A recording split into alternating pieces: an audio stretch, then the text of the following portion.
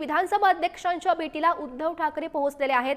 उद्धव ठाकरे विरोधी पक्षनेते पदासाठी आता दावा करणार आहेत। विधानसभा अध्यक्ष राहुल नार्वेकर यांना ठाकरे या संदर्भातला प्रस्ताव देतील आणि त्यांच्या भेटीसाठी उद्धव ठाकरे हे पोहोचलेले आहेत। महत्त्वाची बातमी, मोठी अपडेट सध्या आपण बघू शकतो। या संदर्भात अधिकची माहिती जाणून घेऊयात। आमचे प्रतिनिधी सुशांत सावंत सध्या आपल्या सोबत आहेत। सुशांत, आपण पाहू शकतो उद्धव ठाकरे यांची ही भेट महत्त्वाची मानली जाते। नेमकं काय घडतंय भेटी दरम्यान?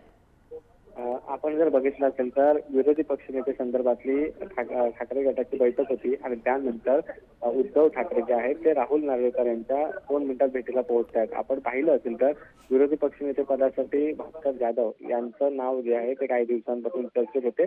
त्याच संदर्भातली जी आहे ती चर्चा खऱ्या अर्थाने ठाकरे गटाची होती। महाविकास आघाडीची खऱ्या अर्थाने बैठक होती आणि बैठकीत एकमुखाने प्रस्ताव जे आपल्याला माहिती मिळते तर एकमुखाने ठराव झालेला आहे की विधानसभेचे विरोधी पक्ष नेते पद जे आहे ते ठाकरे गटाकडे जाईल आणि विधान परिषदेच्या विरोधी पक्षनेते पदाचा जो दावा आहे तो काँग्रेसने केलाय।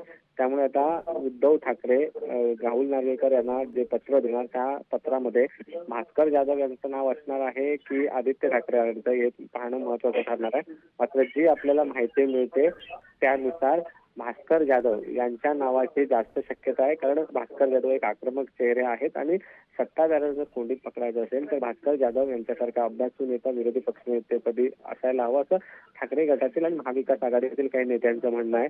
आणि याचमुळे या बैठकीत एक निर्णय झाल्याची माहिती मिळते की भास्कर जाधव यांना विरोधी पक्षनेतेपदी विराजमान करायचं। मात्र आता अध्यक्षांना जे पत्र देणार आहे त्या पत्रात नेमकं कोणाचं नाव देण्यात येणार हे मागणं महत्त्वाचं ठरणार आहे।